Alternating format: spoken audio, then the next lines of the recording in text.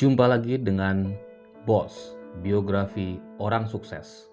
Dan saya punya banyak cerita tentang Bos. Kali ini saya mau bercerita tentang Henry Nestle. Tapi sebelumnya, jangan lupa subscribe, like, dan share dulu ya.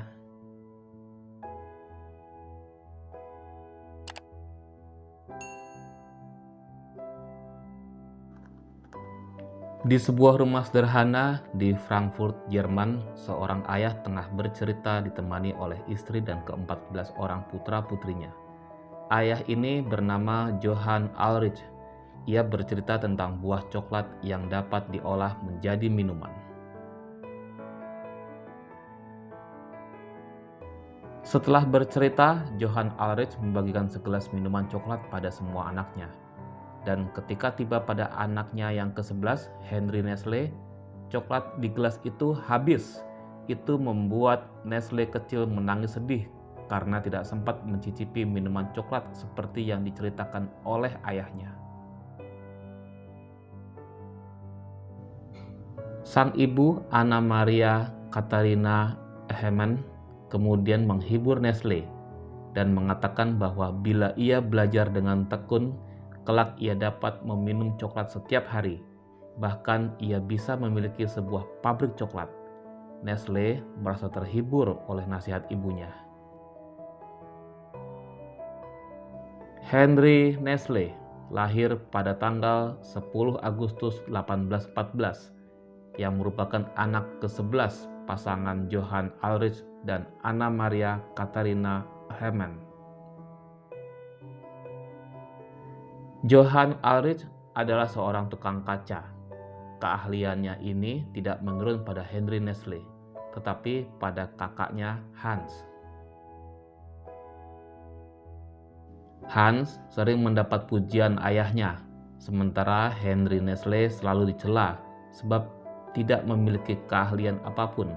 Hal itu membuat Henry Nestle sedih, tapi ia tidak putus asa.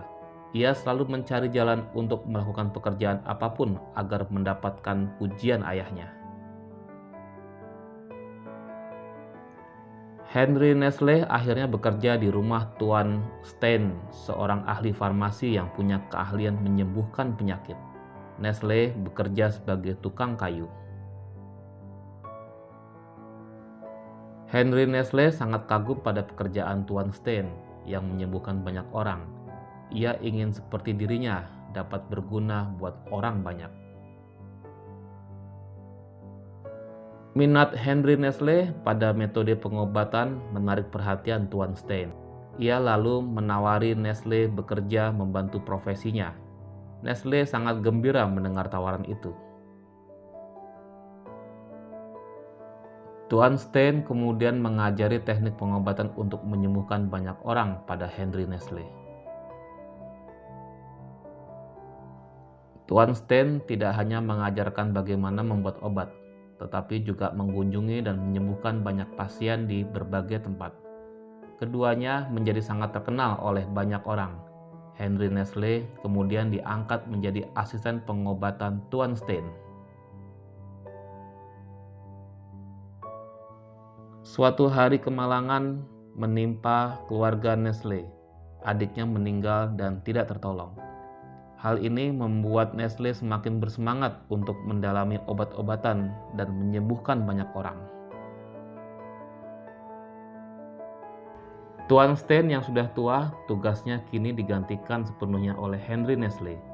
Ia banyak menemukan obat baru dan manjur. Keahliannya dikagumi oleh banyak orang. Namanya menjadi terkenal. Henry Nestle pergi meninggalkan Frankfurt untuk mencari pengalaman baru, mengembangkan keahliannya. Kepergiannya ini dilepas dengan berat hati oleh kedua orang tuanya, saudara-saudaranya, dan juga oleh Tuan Stein.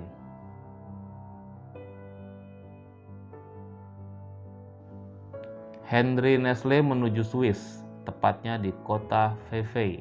Dengan keahliannya di bidang laboratorium, Nestle membuat parfum. Parfum buatan Nestle ini pun disukai banyak orang. Salah seorang yang menyukai adalah Anna, tetangganya yang kemudian menjadi asistennya. Pabrik parfum ini semakin berkembang seiring waktu. Dengan tetap ditemani oleh Anna, Henry Nestle mengalihkan bisnis parfumnya ke bidang minuman. Ia menjalankan usaha baru ini dengan cermat dan penuh kedisiplinan. Kepedihan datang lagi.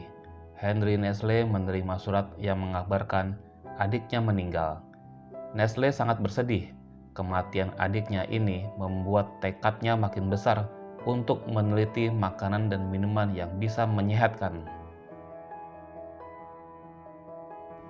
Henry Nestle akhirnya menikah dengan Anne. Berdua mereka terus mengembangkan usahanya, membuat minuman yang sehat untuk anak-anak.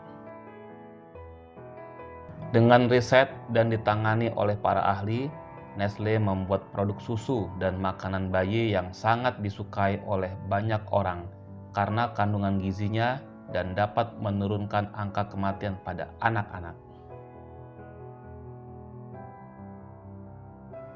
Setelah berhasil dengan sukses menjalankan usahanya hingga menjadi besar dan terkenal, pada tanggal 7 Juli 1990, di usia yang ke-76 tahun, Henry Nestle meninggal dunia dalam kedamaian. Dan di tahun 1929, seorang bernama Peter Schiller datang menawarkan buah coklat ke pabrik Nestle. Buah itu lalu diolah dan dijadikan produk minuman. Akhirnya, apa yang menjadi impian Nestle untuk mempunyai pabrik coklat sendiri terwujud meskipun ia telah meninggal dunia.